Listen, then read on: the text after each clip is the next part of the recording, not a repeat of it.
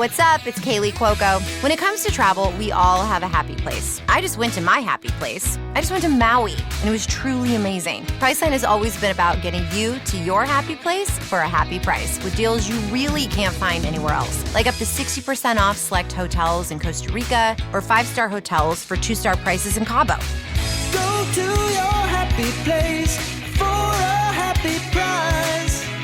Go to your happy price, Priceline.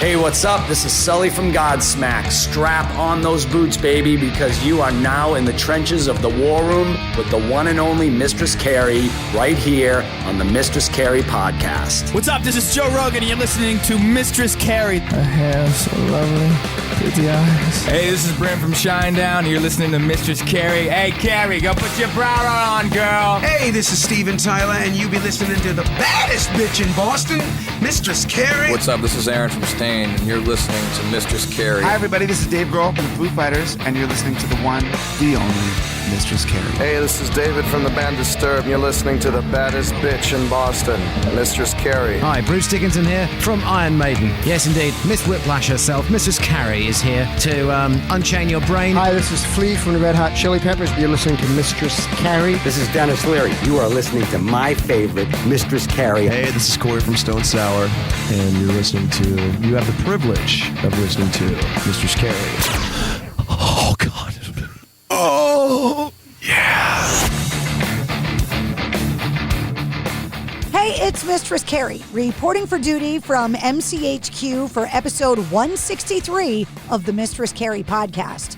And before we get to this week's guest, George Thorogood, I want to let you know that the 14th annual Run to Home Base presented by Raytheon Technologies is happening at Fenway Park this Saturday, July 22nd. Last year's event raised $2.3 million, and the goal for this year, $2.5 million. The Home Base program is inviting the community to come out to Fenway Park this Saturday and celebrate Special Operations Forces veterans, including Team Leapfrog, who'll be jumping into Fenway Park, sponsored by the SEAL Legacy Foundation. Fenway Park will be open to the public for free. If you'd like more details on the Run to Home Base, or you'd like to make a donation to support Special Operation veterans and help the Home Base program with their mission of treating the invisible wounds of war, post-traumatic stress, and traumatic brain injury, check the links in the show notes of this episode or go to runtohomebase.org.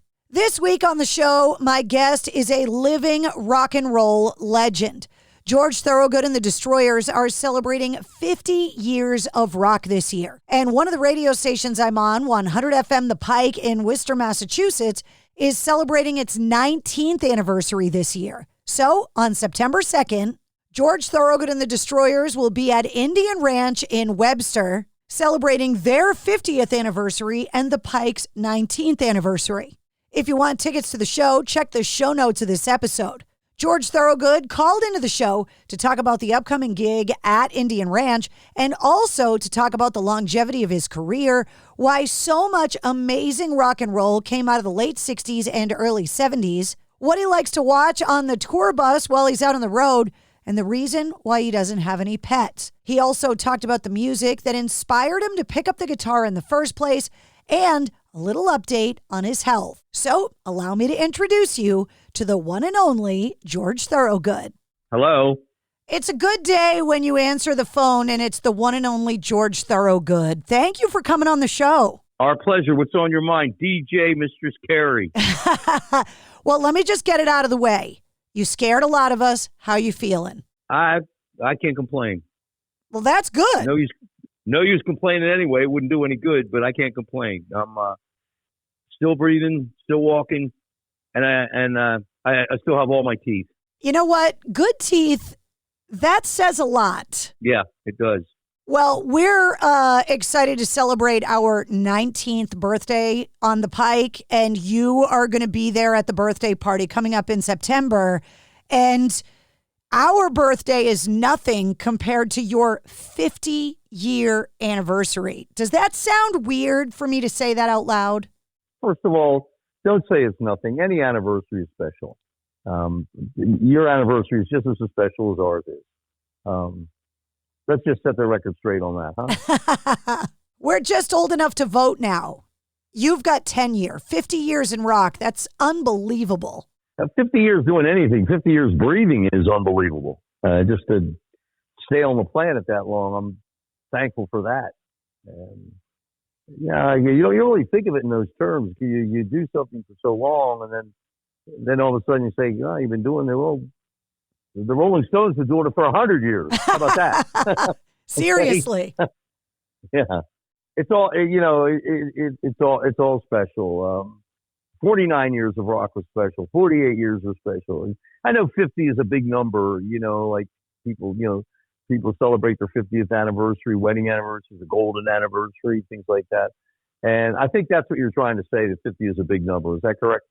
Yeah, that it's a milestone. And I wanted to ask, when you have a career like that, I ask a lot of artists that come on the show that have been fortunate enough to have a long career. Was it harder to get to the top in music or harder to stay at the top in music?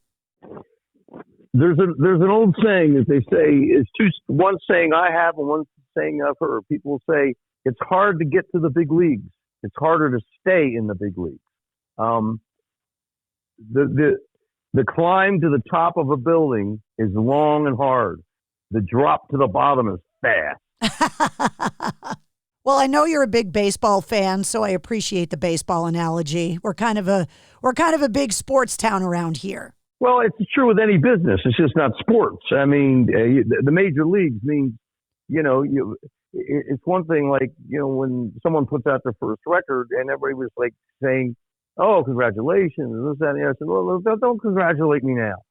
Why don't you come see me in 10 or 15 years and then we'll talk." You know what I'm saying? So in any business, being successful in a business is one thing, but to stay successful, that's even harder. There's a lot of big anniversaries with bands like Aerosmith also celebrating their 50th anniversary this year. What was it about that era in rock and roll that made such great music come out of it? I have no idea. Probably the roots of everybody, I think, really has a lot to do with it. Just about every artist that broke in the mid 60s, right up until, the time of Aerosmith and the time of George Thorogood and the Destroyers and the Jake Isles Band, we all listened to the same music. We were all influenced by the same stuff, which was the greatest music in the world, the stuff of Robert Johnson and John Lee Hooker and Muddy Waters and then Bo Diddley and Chuck Berry. I mean, those were the schools of rock with us. That was the bottom line of what Led Zeppelin and the Rolling Stones based their whole thing on. So the reason I think, Steve Miller included, I can name many others, that listen to when you listen to great stuff, you're gonna achieve. You're gonna hear a lot of good people coming out of it. Peter Wolf and Frank Zappa are two people who listened to every kind of music in the world before they stepped into the studio. So I think that's a big reason why you see so much. Well, greatness breeds greatness. How's that? If you go back to the early days before you were the famous George Thorogood, who gave you your first guitar? Where did it come from? My parents. Did they buy it new or was it laying around the house and nobody was playing it? It's just a story that someone like DJ would really appreciate. Are you ready for it? I'm ready. Hit me. Okay. My two older brothers, who were kind of, they were kind of juvenile delinquent types in the neighborhood. They both rode motorcycles. They didn't get good grades in school. And more than on one occasion, the state police were knocking on our door. And so they were kind of a rough breed, those two boys. So then when I came along, and then they asked me what I wanted for Christmas, I said, I want a guitar. And my mother started weeping. And my father looked at me and said, "How many guitars would you like?" So they were looking at it like, this is a dream. He doesn't want a motorcycle. He doesn't want a BB gun. Okay. He just wants to be a rock star. You were the good one. Yeah, exactly. When the kid in the family is a rock star and you're the good one, you got some bad boys in the family. All right. When you picked it up the first time, did you inherently know how to play it, or did you take lessons? Nobody does. Nobody. There's only one Mozart. There's only one Stevie Wonder. No, I didn't. At first I picked it up and I really didn't quite know what to do with it. And then I went to a band that needed a lead singer, but at the same time they needed a bass player. So I traded in my guitar for a bass immediately, and that didn't take very long to learn. I mean, I took to it quick. And after that, I didn't want to do that. I just wanted to be a lead singer. My favorite people were Eric Burdon and Mick Jagger and people like that. And as time went on, I was always picking up the guitar and fooling around with it. And I found I had a pretty natural grip on it. I just didn't really wasn't interested in doing that. And as time went on, I said, well, you're fooling around with the guitar and you're playing guitar better than some of the guys you're in a band with that are playing the guitar. So you might as well just go play guitar. I said, well, okay, I'll do that.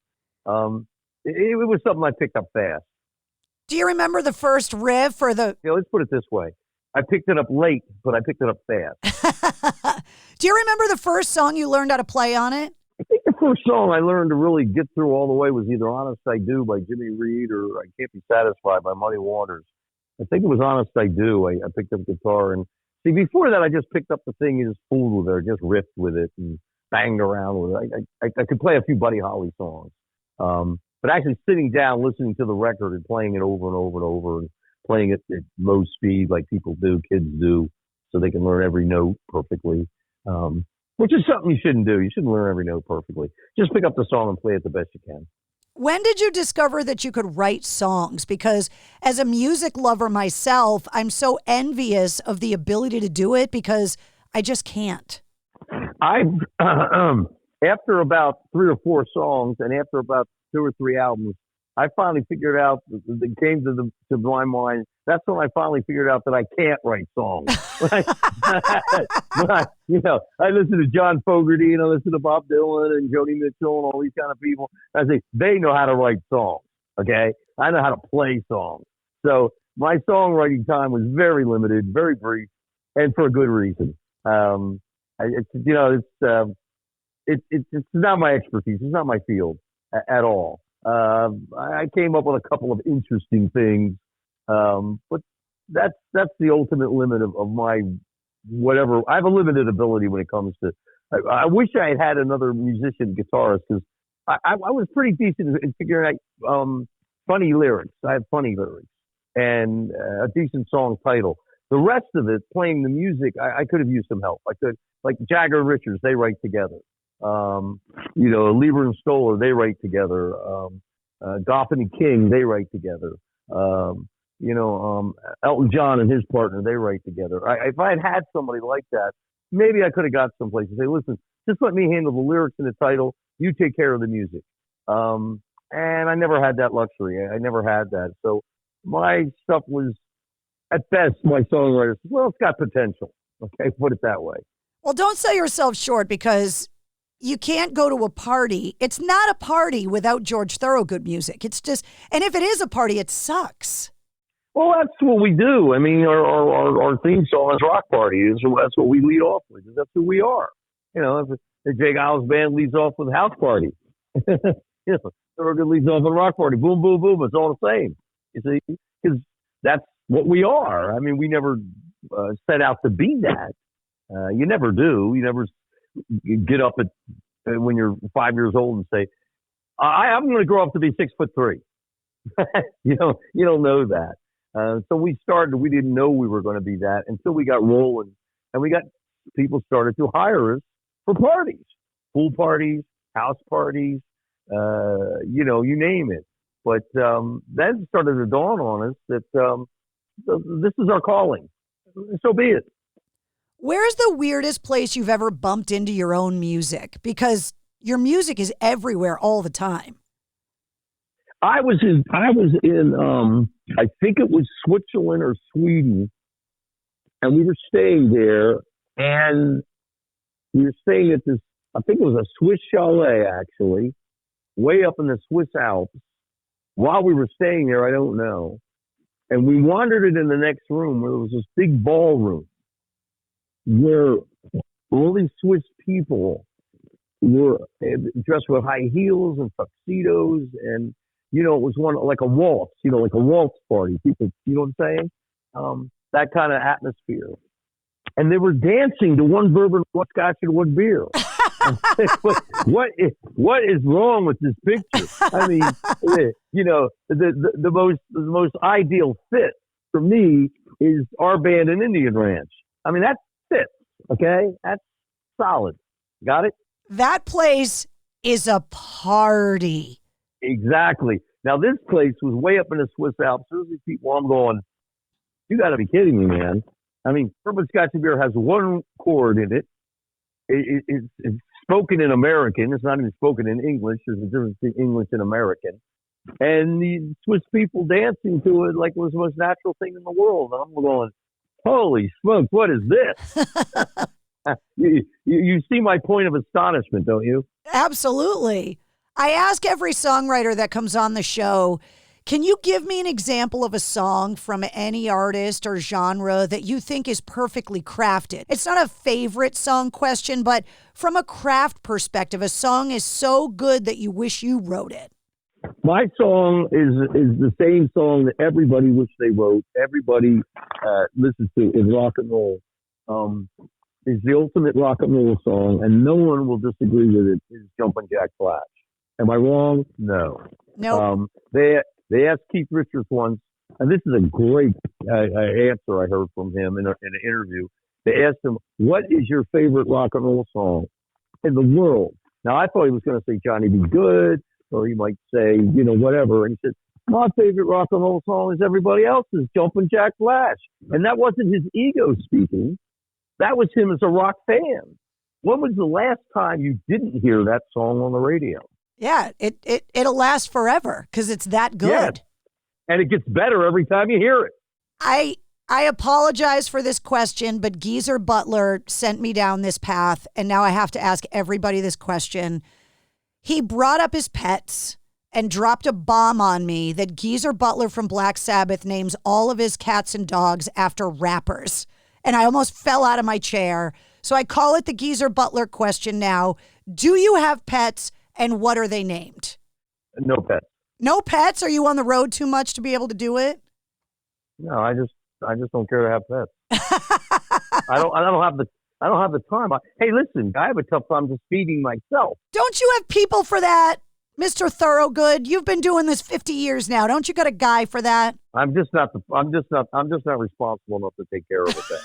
and I don't have the ability, and I don't have the desire. I like to watch the animal shows on TV. If I had to have fish, I'd probably have a goldfish. Is that what you're watching on the tour bus? You're watching Animal Planet in the back lounge? Yeah, I check that out a lot because we do live on the planet Earth, don't we? So the more we can learn about it, maybe the more we can work on preserving it. Are you glad that when you started your career in rock that social media and all of that technology wasn't available? Because the early 70s seemed like a time that having Instagram and TikTok would have been a little dangerous. In the 60s when we started out, and into the 70s, everything that mattered, everything that got to your ears, 99% of it was word of mouth. And that's the advertising that we trusted more than anything. For instance, we would be at the Electric Factory in Philadelphia watching 10 Years After. And someone would come up and say, hey, did you hear what happened in L.A.? What? Clapton got up and jammed with Hendrix. The news traveled fast. Or someone would come and say, the Mothers of Invention have a new album coming out. It's coming out next month. It's called We're Only in It for the Money. And see, there was a word of mouth thing there that we trusted, you see, because everybody had the same taste. So that's how things got known. And we still believe in that. I mean, don't you always more or less get excited or take the advice of someone that's a friend or trying to turn you on to something than a television commercial? With all due respect to that, you have someone come and say, hey, DJ, you got to hear this band. You got to hear this record. You see what I'm saying? And that's what went on when we were starting. There were none of these other things. And I said, if anything's really good and really great, eventually the word's going to travel fast. Well, that's why I love what I do, because I think I'm part of that word. So when I tell people that George Thorogood and the Destroyers are going to be at Indian Ranch at the Pike's 19th birthday party, they know. Yeah, well, it's always fun to turn people onto something new, or to turn them onto something that's already been more or less established, and their interest is still there.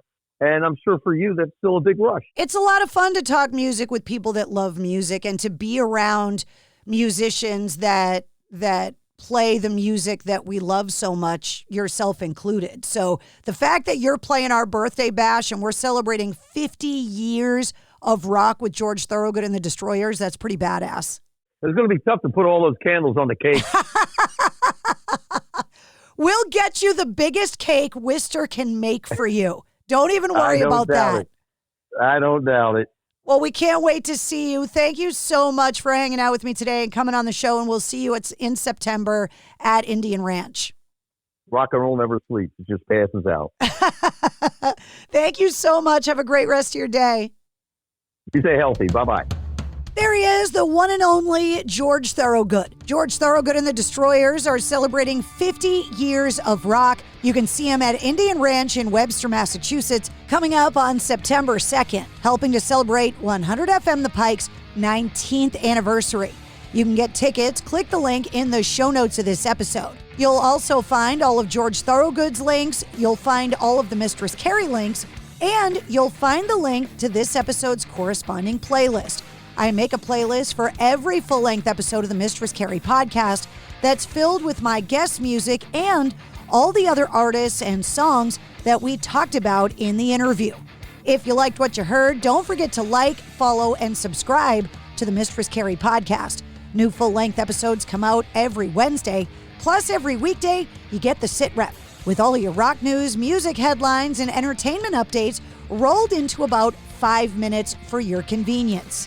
Plus, you never know when we're going to release a bonus episode. You can join me live every Tuesday night at 8:30 Eastern on my official Facebook page for my video show, Cocktails in the War Room. And you'll always find me on the radio. The Mistress Carrie Podcast, a proud member of the Pantheon Podcast Network. When you're drinking a frozen beverage from McDonald's, your brain may not like how refreshingly cold it is. But the rest of your body, oh yes, it's gonna relish every moment of it. Because there are drinks. Then there are drinks from McDonald's. Get all the chill you need for just $1.69. From any size frozen drink, like a frozen Fanta Blue Raspberry, to a new ice-cold lemonade. Prices and participation may vary. Cannot be combined with any other offer. Ba-da-ba-ba-ba.